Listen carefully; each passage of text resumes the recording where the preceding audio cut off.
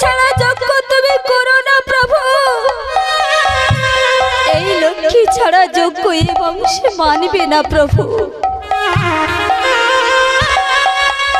রে হনুমান, তুই আমাকে বাধা দিস না হনুমান। আমি যখন যজ্ঞব্রতী হয়েছি, যা মনে করে হোক আমার এই যজ্ঞ সুসম্পন্ন করতে হবে। তবে শোন হনুমান, আমি তোর মাকে বনবাসী দেয়নি, তোর মাকে বনবাসী দিয়ে এসেছে তোর লক্ষণ খুড়া। লক্ষণ খুড়া মাকে বনবাসী দিয়েছে। যে লক্ষণ মাকে না দেখলে ক্ষণকাল থাকতে পারে না, সেই লক্ষণ মাকে বনবাসী দিয়েছে। আমি যাব সেই লক্ষণের কাছে, শুনবো কোন অপরাধে আমার জানকীকে ওই বনবাসী দিয়ে এসেছে। বলো কোথা সে লক্ষণ ছিল নাকি তখন, মা জানকী হৃদয় বহনে গো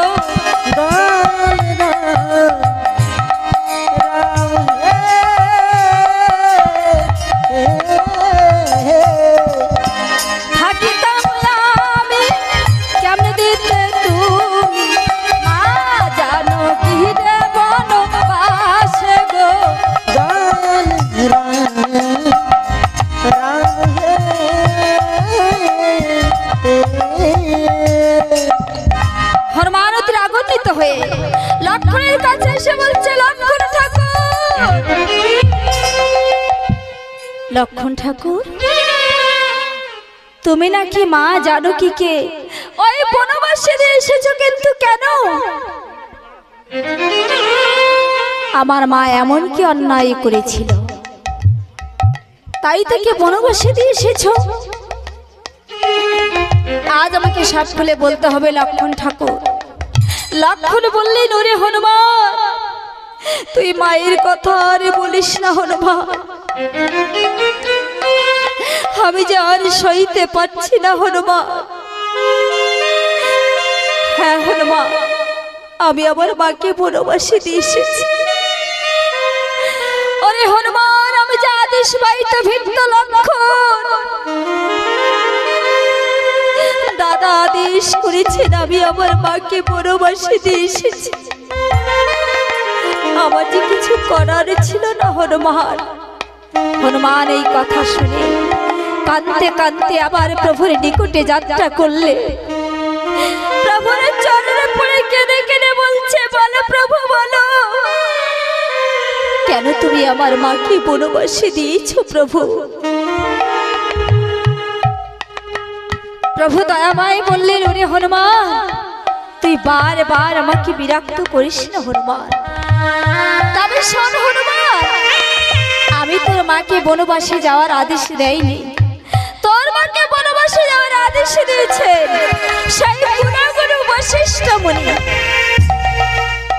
কুলগুরু বশিষ্ঠ মুনি আমার মাকে বনবাসে যাওয়ার আদেশ দিয়েছে, কিন্তু কেন? আমি যাব সেই কুলগুরু বশিষ্ঠ মুনির কাছে, শুনবো কোন অপরাধে আমার জানকীকে ওই বনবাসে যাওয়ার আদেশ দিয়েছে। কুলগুরু বশিষ্ঠ মুনির নিকটে উপস্থিত হলে, হে মুনিবর, আপনারা কি আমার জগৎ লক্ষ্মী সীতা মাকে ওই বনবাসে যাওয়ার আদেশ দিয়েছেন, কিন্তু কেন? আমার মা এমন কি অন্যায় করেছিল তাই তাকে বনবাসে যাওয়ার আদেশ দিয়েছে? আজ আমাকে সব খুলে বলতে হবে মুনিবর।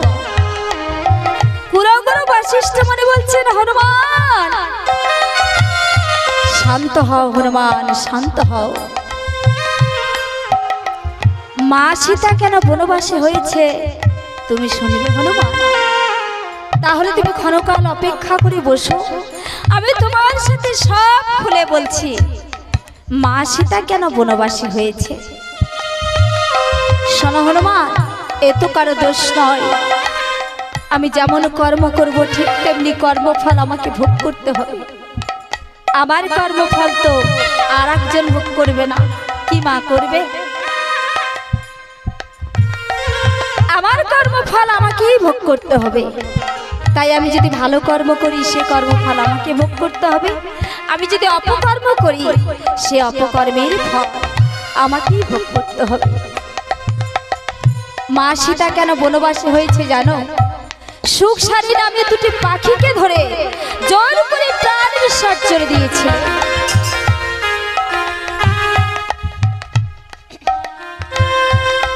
সারি যখন প্রাণ বিসর্জন করে পঞ্চম মাস গর্ভবতী ছিল। মাকে কত অনয় বিনয় করে বলেছিল, মা তুমি আমাকে ছেড়ে দাও মা। কিছুতেই ছাড়েননি। সেই প্রসব বেদনায় তার মৃত্যু হয়েছিল। মৃত্যুকালে অভিশাপ করে বলেছিল, শোনো মা সীতা, তুমি যখন আমাকে ছেড়ে দিলে না মা, এই প্রসব বেদনায় আমার মৃত্যু হয়ে যাবে। মৃত্যুকালে আমি তোমাকে অভিশাপ করছি, শোনো মা সীতা।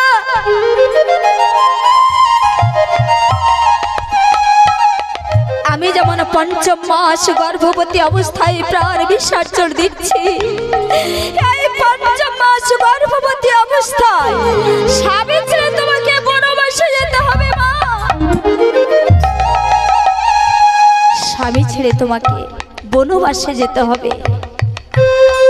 আর সেদিন ওই বনবাসের মূল শক্তি হয়ে দাঁড়াবো আমি। এই বলে সারি প্রাণ বিসর্জন করেছে। সারি যখন প্রাণ বিসর্জন করেছে, সুখ বুঝতে পেরে মায়ের কাছে এসে ওই একই অভিশাপ করে সুখ ও সারির সুখে প্রাণ বিসর্জন করলেন। কুলগুরু বশিষ্ঠ মনে বলছেন, হনুমান তুমি বুঝতে পেরেছো হনুমান, ওই মা সীতা কেন বনবাসী হয়েছে? সেই সুখ সারির অভিশাপে আজ মা বনবাসী হয়েছে। এ তো কারো দোষ নয়। হনুমান এই কথা শুনে কাঁদতে কাঁদতে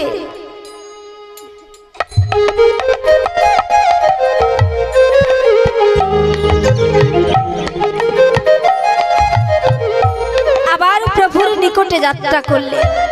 প্রভুর চরণে প্রণাম করে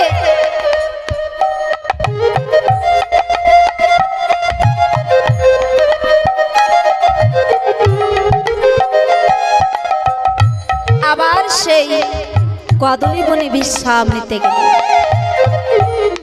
এদিকে মুনিগণ সেই আশ্রমে অশ্বটি নিয়ে একবার শিরচ্ছেদ করছেন, পুনর্বার তাকে জীবিত করছে। এইভাবে যখন 101টি বার হয়ে গেছে, বলছে রামচন্দ্র তোমার এই যজ্ঞের অশ্ব ছাড়তে হবে, কিন্তু অশ্ব ছাড়ার আগে অশ্বমানে একটি জয়পত্র লিখতে হবে। তাই প্রভু দয়াময় নিজ হস্তে একটি জয়পত্র লিখে বলছেন, হে মুনিগণ এই জয়পত্র পঠন করে দেখুন কেমন হয়েছে। তাই মুনিগণ সেই জয়পত্র নিয়ে পঠন করছে। কেমন ভাবে? অযোধ্যাতে যজ্ঞ করেন রামরাজ বলো, অযোধ্যাতে যজ্ঞ করেন রামরাজ বলো,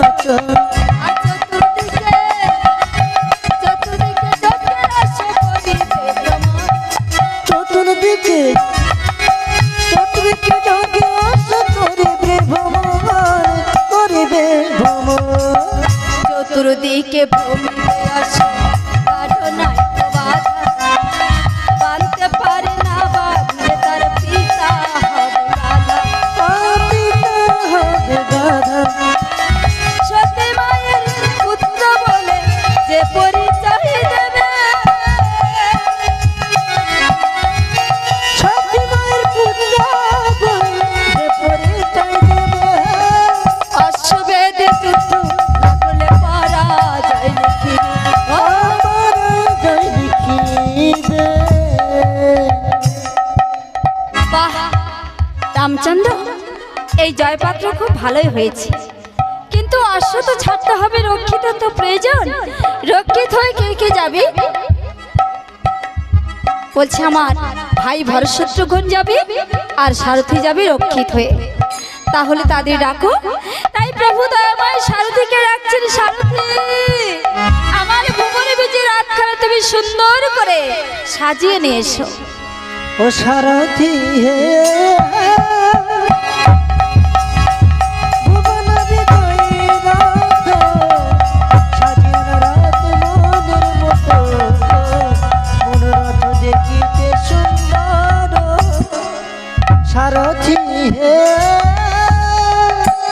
সারথি সারথি বলে ডাকছে ক্ষণে ক্ষণ। ও সারথি হে কোথায় আছিস রথা ডোলে রথ সাজাইয়ে? ও সারথি হে তথা হইতে রথ সাজাতে করেছে গমন। ও সারথি হে প্রভুর সম্মুখে আসে দিলে না দর্শন। সারথি হে সারথি এসে আমার প্রভুর চরণে প্রণাম করে বললে, প্রভু আপনি আমাকে ডেকেছেন? হ্যাঁ সারথি, তোমাকে ডেকেছে এই জন্য আমার এই যজ্ঞের আসর চতুর্দিকে ভ্রমণ করবে, তাই রথখানা তুমি সুন্দর করে সাজিয়ে নিয়ে এসো। তাই সারথি রথখানা সুন্দর করে সাজাচ্ছেন। কেমন ভাবে দেখো, সোনার জল আর সোনার স্থল, সোনার স্বরূপ। ও সারথি হে সোনার জল রয়েছে সারথি হে কত সোনার ও গাছ, সারথি হে কত সোনার সারথি হে সস্তা জলের দিচ্ছে ধোয়াইয়া। ও সারথি হে আর নিজের অঞ্চল দিয়ে সারথি দিচ্ছে মুঠাইয়া। সারথি হে যেতে বেঁধে দিয়ে পর্বতেরই ঘোড়া, ও সারথি হে ঘোড়ারই গলা দিয়েছে দেখো নির্পাটেরই দরা। সারথি হে ঘোড়ারই কপালে দিয়ে নির্মল শীত। ও সারথি হে হেঁটে যেতে ঢুনো ঝুনো বাজছে বাজছিল পুর সারথি হে সোনার পাচুরির বাড়ি ঘোড়ার গায়ে। সারথি হে আর পাখ সাট মেরে ঘোড়া উড়ে যেতে চায়। সারথি হে আর রাতের সিংহাসন, ও সারথি হে আর তাহার উপর যুদ্ধ করবে ভরসন।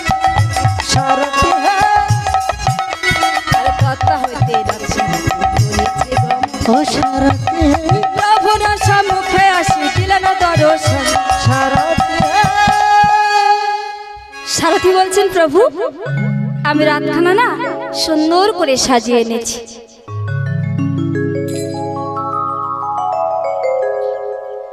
এবার আমার ভাই ভরতশত্রুঘ্নকে সুন্দর করে সাজিয়ে নিয়ে এসো। তাই দুই ভাইকে সুন্দর করে সাজিয়ে নিয়ে এসেছে। দুটি ভাই এসে দাদার চরণে প্রণাম করে বলছেন, দাদা তুমি আমাদের ডেকেছো দাদা? হ্যাঁ ভাই, তোমাদের ডেকেছে এই জন্য আমার এই যজ্ঞের আসে চতুর্দিকে ভ্রমণ করবে, তাই তোমাদের রক্ষিত হয়ে যেতে হবে। পারবে তো ভাই? তাহলে আমি যজ্ঞের আসর ছেড়ে দিই। এই বলে আসর ছেড়ে দিয়েছে। তথা হইতে যজ্ঞের আসর দিয়াছে ছাড়িয়া। কত হইতে যোগের আসর দিয়াছে ছড়িয়া।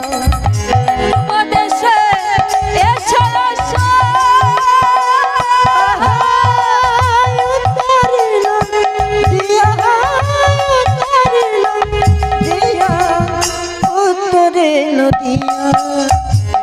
পূর্ব দেশে ছিল দেখো নীলদরাজ, পূর্ব দেশে ছিল দেখো নীলদরাজ। যজ্ঞের আসর পেয়ে নিলাম। করিলেন বন্ধন, করিলেন বন্ধন, করিলেন বন্ধন। নীলরাজা অশ্বটাকে পেয়ে বন্ধন করেছে। বন্ধন করে দেখতে পাই অশ্বমাল একটি জয়পত্র লেখা। জয়পত্র পাঠন করে দেখতে পাই অযোধ্যায় রামচন্দ্রের যজ্ঞের অশ্ব। নীরদ বলছে, এত বড় সাহস! সে কিনা লেখে সতীবাইয়ের পুত্র যে হবে, সে ছাড়া অশ্ব কেউ বন্ধন করতে পারবে না। তাহলে আমি তো অশ্ব বন্ধন করেছি, আমার মা কি অশ্ব? না না না, এই অশ্ব আমি ছেড়ে দেব না। এই বলে বেশ করে এটা সেটা অশ্বটাকে বেঁধে এক পাশে রেখে দিয়েছে। বলে আমি এখন দেখা দেব না, তাই এক পাশে লুকিয়ে আছে।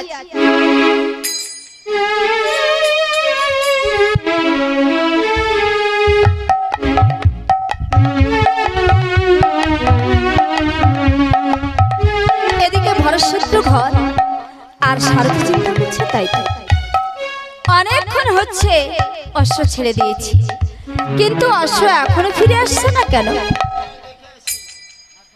চলুন সবাই দেখে আসি। চলো সারথি, আমাদের মনে হয় অশ্বকে বন্ধন করেছে, তাই তিনজন ওই পূর্ব দিশে উপস্থিত হয়েছে।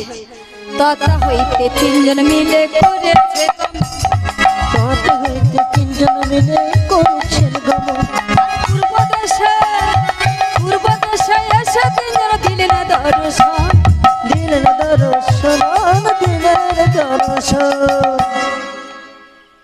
তিনজন উপস্থিত হয়ে দেখতে পায় অশ্বটি বন্ধন করা, অথচ কোনো লোকজন দেখতে পাচ্ছে না। বলছে সারথি, অশ্ব দেখছে বন্ধন করা, অথচ কোনো লোকজন দেখতে পাচ্ছি না।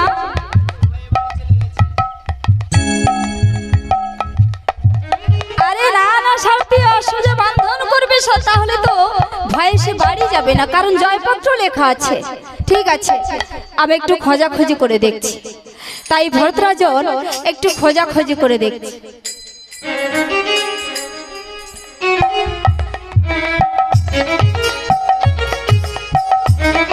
কাউকে কোথাও দেখতে পেল না। তখন চিৎকার করে বলছে, তোমরা কে কোথায় আছো বলতে পারো? আমাদের যজ্ঞের অশ্বকে বন্ধন করেছে।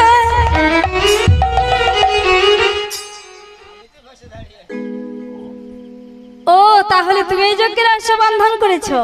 হ্যাঁ, আমি করেছি। কিন্তু কেন, তুমি কি বলতে চাও? রামচন্দ্রের মা সতী না তোমার মা সতী? এ জানতে হলে কি করতে হয় তা তুমি জানো? যুদ্ধ। তাহলে বিনা যুদ্ধে তুমি অশ্ব দেবে না? না। বলে দিতে পারি একটা শর্ত। বলে কি শর্তে? জয়পত্রের পাশে আজ থেকে লিখতে হবে রামচন্দ্রের মা অসতী। বলো, আহা, যত বড় মুখ নয় তত বড় কথা। রামচন্দ্রের মা অসতী।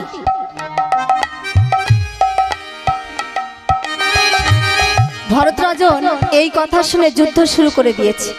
মরিয়াহারে বীর স্বাধীন স্বাধীন বাজুন রে, স্বাধীন স্বাধীন বাজুন রে। জয় রাম সীতার সরকার, হরি হরি হরি বল, হরি বল। বীর আরে আকার না পড়িয়া দিল ধনকে কম, মরিয়াহারে বীর সর্বমত পাতালেতে লাগা, মরিয়াহারে বীর রাজদম্ব বানিল সংগ্রামে, মরিয়াহারে বীর তাহারে কি ভরত বীরই ভাবিতে লাগি, মরিয়াহারে বীর হাজার ভরত সংগ্রামে হারি, মরিয়াহারে বীর বানিল বীরের হস্তে গলে বন্ধন করি। মরিয়াহারে বীর। খুব লাগছে না? এবার মতো ছেড়ে দিতে হবে। ঠিক আছে, এবার মতো ছেড়ে দেব, কিন্তু তুমি আমার দাদা রামচন্দ্রের যজ্ঞে কতটুকু সাহায্য করবে? কিছু কাঠ দিয়ে সাহায্য করবো। কার দিয়ে সাহায্য করবে? হ্যাঁ, কাঠ ছাড়া আর কিছু নেই তো। আচ্ছা তোমরা বলো তো জাতিটা কি? রাজা জাত। রাজার কখনো জাত? আরে দের মশাই, রাজা যদি জাত হবে তাহলে মন্ত্রী তো এক জাত, কি বলেন? একটু শুনুন, কানে কানে একটু কথা আছে, দুটো কথা এত বলি। লোকের সামনে লজ্জা পাচ্ছে তো, সবাই শুনে একটু ফেলবে না? কানে কানে বলবে যখন সরে যায়। হ্যাঁ বলো।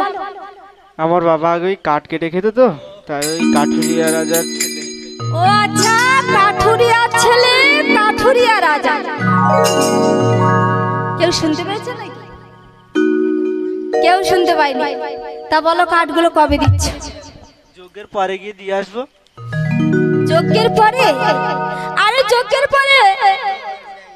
যজ্ঞের পরে কার নিয়ে কি করব? ঠিক আছে ঠিক আছে, যজ্ঞের 3 দিন আগেই দিয়ে হ্যাঁ আসবো। তাই বলো, যা দিতে হয় যজ্ঞের আগেই দিতে হয়। ঠিক আছে, তাহলে ঠিক আমি যজ্ঞের অশ্ব ছেড়ে দিই।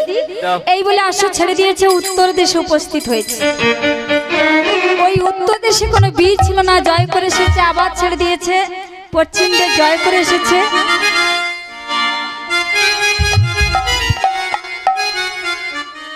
আবার ছেড়ে দিয়েছে, দক্ষিণ বনে উপস্থিত হয়েছে।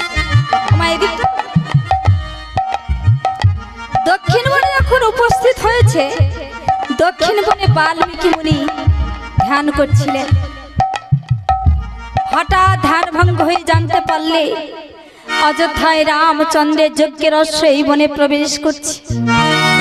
মনে মনে মনে চিন্তা করছে, ছলে বলে কলে কৌশলে এই যজ্ঞের অশ্বকে আমি বন্ধন করতে না পারি, তাহলে রামচন্দ্র হওয়ার 60,000 বছর আগে যে রামায়ণ রচনা করেছিলাম, ওই রামায়ণ অক্ষরে অক্ষরে মিথ্যা হয়ে যাবে। চিন্তা করছে কি করা যায়।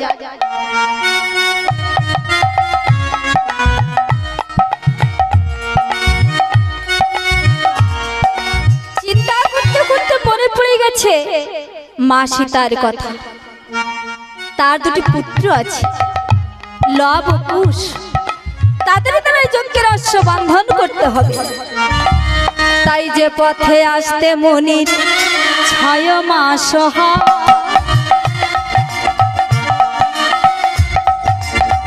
চোখের নিবাসে এলেন সীতার আলায়। ও সীতার আলায়। সীতার কাছে এসে বলছে, মা সীতা, মা আমি বড় বিপদে পড়ে কিঞ্চিত ভিক্ষার জন্য তোমার কাছে এসেছি মা।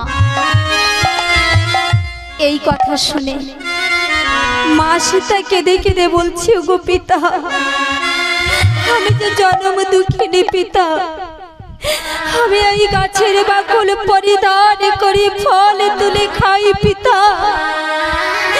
আমি তোমায় কি ভিক্ষা দেব পিতা? কেন তুমি জ্বালাতে এসেছো?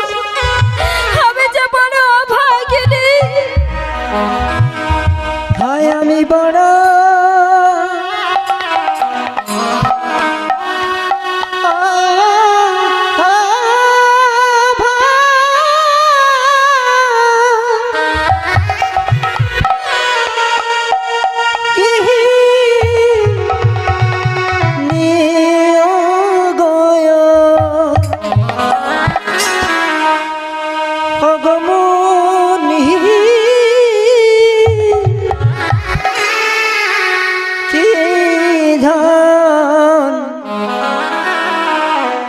দিব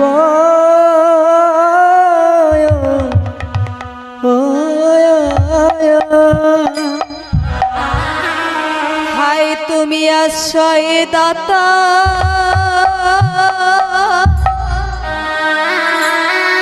ওগো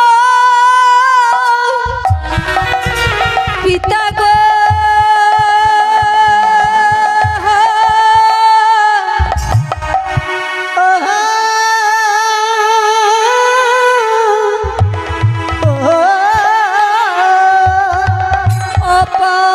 অপালিত কহনা আমি, ওগো কত শত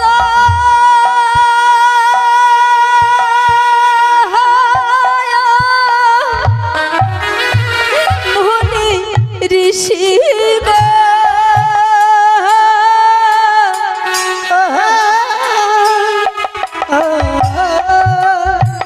ওই আমার পুষ্টে পারে ওগো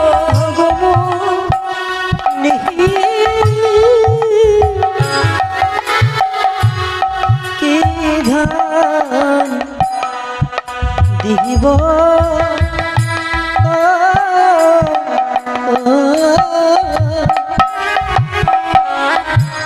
যখন আমি জন্মেছিলাম গো,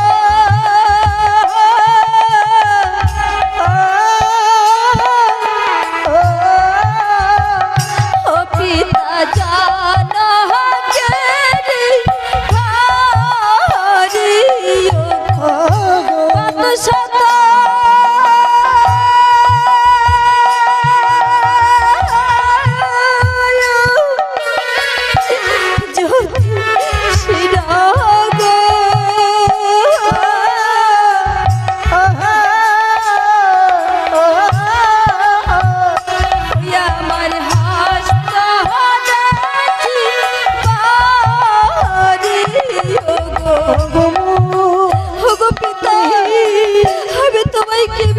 দেব পিতা? কেন তুমি জ্বালাতে এসেছো পিতা? আমি যে বড় অভাগিনী। যখন আমি জানবে ছিলাম গো,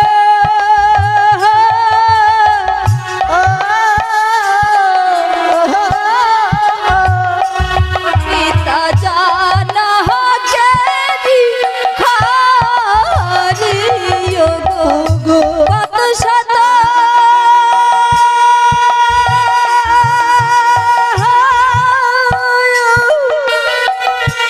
যদি শিরা গো,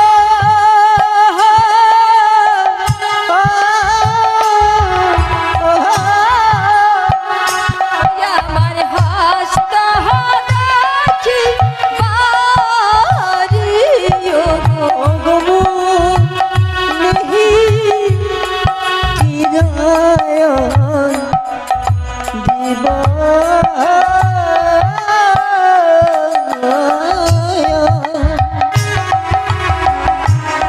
আগুনে পুড়বে সীতা গো,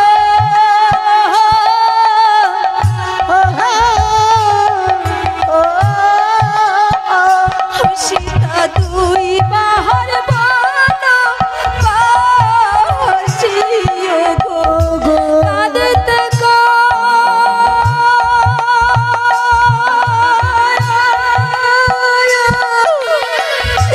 দিতে তাহার গো,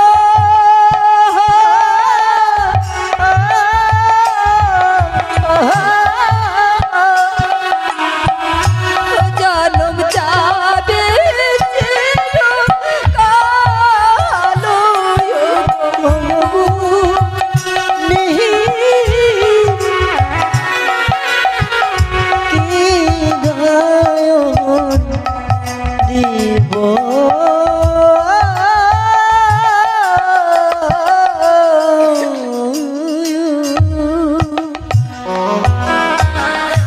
ওগো পিতা,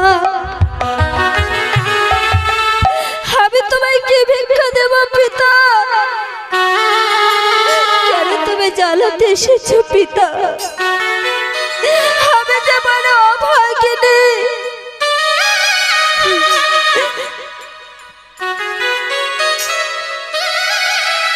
মা সীতা, আমি যখন ভিক্ষা চাইবার আগেই তুমি কেঁদে ফেলেছ, আর আমি তোমার কাছ থেকে ভিক্ষা নেব না মা। আমি চলে যাচ্ছি।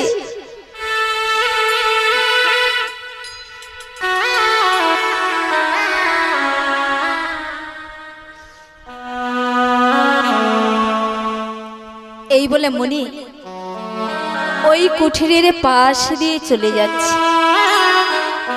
এদিকে কুঠিরের পাশে কুশলাব দুটি ভাই ধুলা নিয়ে ধুলা খেলা করছে। এমন সময় লক্ষ্য করে দেখতে পায় দাদু যেতে না যেতেই চলে যাচ্ছে। বলো দাদু, আপনি দেখছি মার কাছে যেতে না যেতে ফিরে যাচ্ছেন। এই সেরেছে রে, এখন আমি কি বলি? হ্যাঁ কুশলা, আমি না তোমাদের মায়ের কাছে বিরাট বড় একটা আশা নিয়ে গিয়েছিলাম। কি আশা নিয়ে গিয়েছিলাম জানো? আমার নামে তো নিমন্ত্রণ এসেছে। ভাবলাম বৃদ্ধা তো হয়েছে, একার কি যাব, ওই কুশলাব দুটি ভাইকে সঙ্গে নিয়ে যাব। কিন্তু তোমাদের মা কি বলেছে জানো? কি বলেছেন দাদু? তোমাদের মা যেতে দেবে না। চলুন না দাদু, মায়ের কাছ থেকে বিদায় নিয়ে আপসে নিমন্ত্রণ খেতে যাব। তোমরা পারবে কুশলা? দুটি ভাই দাদুকে নিয়ে ছুটতে ছুটতে মায়ের কাছে গিয়ে বলছে, মা ও মা, তুমি আমাদের বিদায় দাও না মা, আমরা দাদুর সঙ্গে নিমন্ত্রণ বাড়িতে নিমন্ত্রণ খেতে যাব। ওরে কুশলা, তোরা আমাকে ছেড়ে কোথায় যাবি রে বাবা? আমি যে তোদের না দেখলে ক্ষণকালে থাকতে পারি না। এই বনের মধ্যে চোরা ছাড়া আমার আর কেহ নেই কুশলা। কুশলা বলছে, মা কথায় কথায় সবসময় কাঁদো, আর এমনি করে কেঁদো না মা। জানো, প্রতিদিন এই গাছের ফল জল খেয়ে আর আমাদের খেতে ভালো লাগে না মা। ও মা, ওই দাদার মুখে শুনেছি নিমন্ত্রণে বাড়িতে গেলে নাকি অনেকে ভালো মন্দ খাওয়া হয়। দাও না, আমাদের বিদায় দাও না মা, ফল জল আর খেতে ভালো লাগে না মা। ওই কুশিলা, তোরা এমন করে বলিস না বাবা। রাজার ছেলে হয়ে কোথায় রাজভোগ খাবি তা নয়, তোদের এই গাছের ফল জল খেতে হচ্ছে বাবা। এসব আমার জন্য কুশিলা। হায় বাবা, তোরা আমার কোলে আয়। মা দুটি ভাইকে কোলে বসে কত না আদর করছে, বলছে, ওরে আমার নয়নের মানি, যা বাবা, তোরা দাদুর সঙ্গে নিমন্ত্রণ বাড়ির থেকে নিমন্ত্রণ খেয়ে আয়। এই বলে দুটি ভাইকে বিদায় দিয়ে দিলে। মনে দু ভাইকে নিয়ে এক মধ্যমনে উপস্থিত হলেন। মধ্যমনে উপস্থিত হয়ে এক সুস্থান ছেড়ে এক কুস্থানে বসে। বলো দাদু, আপনার দেখছি সুস্থান কুস্থান কোনো জ্ঞান জ্ঞান হয়নি। আরে ঠিকই বলেছো কুশলভ, ঠিকই বলেছো। আমার এখনো সুস্থান কুস্থানে জ্ঞান জ্ঞান হয়নি, কারণ আমি না তোমাদের নিয়ে বড় সমস্যায় পড়েছি। আমাদের নিয়ে কি সমস্যায় কি পড়েছি? সমস্যায় পড়েছি জানো? তোমাদের নিয়ে যে যোগ্য বাড়িতে যাচ্ছি, যে নিমন্ত্রণ বাড়িতে যাচ্ছি, ওই বাড়িতে অনেকে মনে ঋষিগণ আসবে। তারা যখন জানতে পারবে তোমাদের শিক্ষা দীক্ষা হয়নি, তখন বড় লজ্জা পেতে হবে না আমায়। সকালে মা খেতে দিয়েছিল, কিন্তু খাওয়ার সময় পাইনি। আরে শোনো কুশলভ, আমি তোমাদের খাওয়ার কথা বলিনি, আমি বলেছি তোমাদের শিক্ষা দীক্ষা হয়েছে কিনা। কোনো গাছ থেকে পেরে নেবো, নইলে দোকান থেকে কিনে নেব। আরে না না কুশলভ, এই কোনো গাছের ফল নয়, দোকানে কিনতেও মেলে না। উপযুক্ত গুরু ধরি তার কাছ থেকে বিদ্যা শিক্ষা নিতে হয়। তেমন ধরনের আমাদের তাই কিছু বলছে, হয়নি। তোমরা তোমাদের মায়ের কাছে ফিরে যাও। এত পথ সে মায়ের কাছে ফিরে যেতে তা না হবে। হলে তোমাদের শিক্ষা দীক্ষা দেবে কে শুনি? মায়ের মুখ শুনেছি আপনার এখানে বেদনা আসে, সেগুলো ধরে শিক্ষা দেখে দেন। ঠিকই শুনেছ, আমার কাছে অনেক বেদ প্রাণ আছে। ঠিক আছে, তোমরা ওই নদীর থেকে স্নান করে এসো, আমি তোমাদের শিক্ষা দীক্ষা দিচ্ছি। তাই দুটি ভাই নাচতে নাচতে ওই নদীর থেকে স্নান করে মুনির সম্মুখে উপস্থিত হল।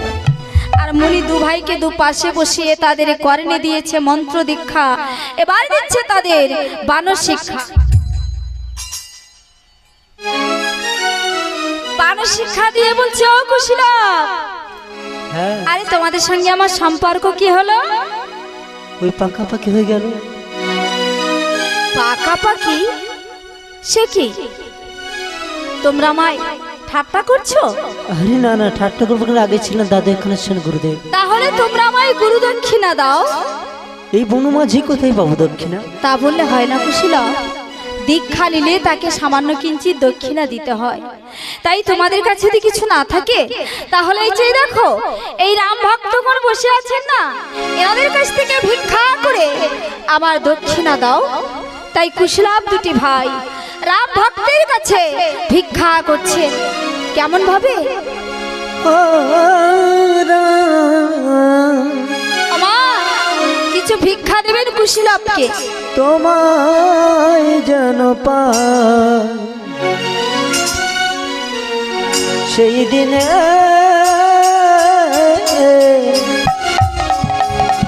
তোমায় যেন পাই, তোমায় যেন পাই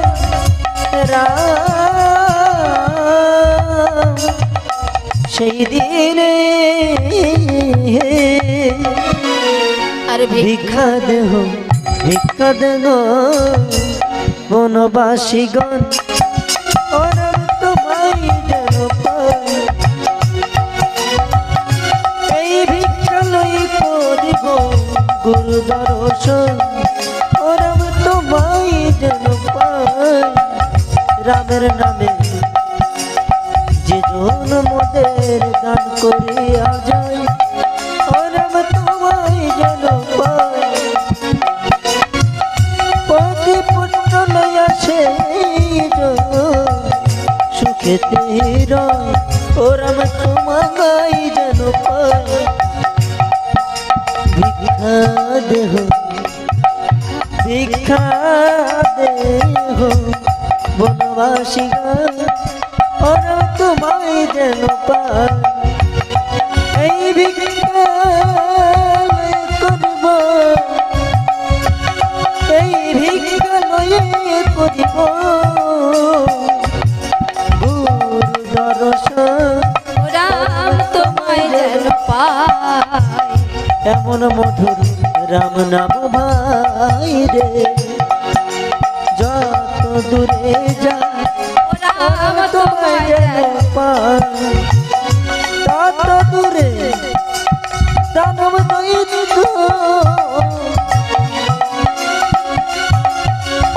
তত দূরে দানব দৈত্য তারা সে পলায় ও রাম তোমায় যেন পাই ওরে মন ভোলায় হরি নামের মালা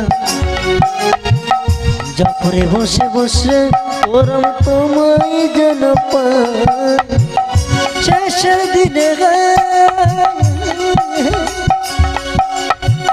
দয়াল গুরু শেষের দিনে দয়াল গুরু এসে নবেন কোলে ও রাম তোমায় যেন পাই আর হবে কি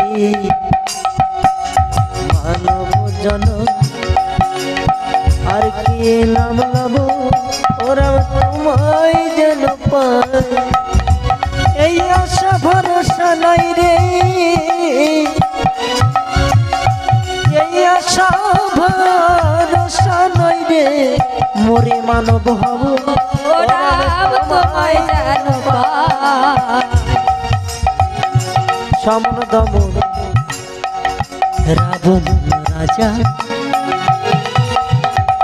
রাবণ দমন ও রাম তোমায় যেন পাই সমন ভবন নাই গমন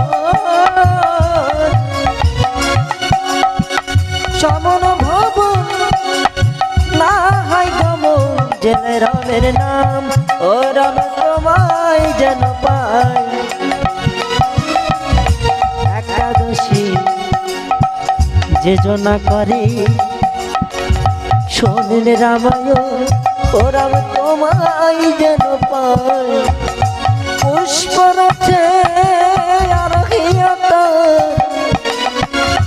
পুষ্পরাছে আর তার বৈকণ্ঠে গমন ও রাম তোমায় যেন পাই আর হবে কি মানব জন আর কি নাম লব ও রাম তোমায় যেন পাই এই আশা ভরসা নাই রে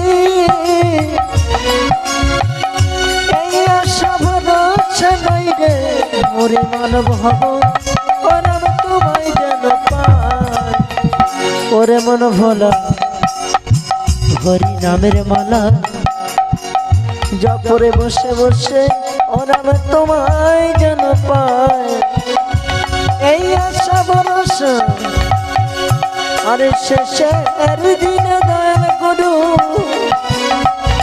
এসে লবেন কোলে ও রাম তোমায় যেন পাই রামের নামে যে জন জয় জয় রাম সীতার স্মরণ একবার হরি হরি হরি বল হরি বল দান করিয়া যায় ও রাম তোমায় যেন পাই পতি পুত্র লইয়া সেজ সুখিতে রয় ও রাম তোমায় যেন পাই কৃতিবাস পণ্ডিতে হয় অমৃত লাহরি ও রাম তোমায় যেন পাই চাঁদি বদনে সবাই মিলে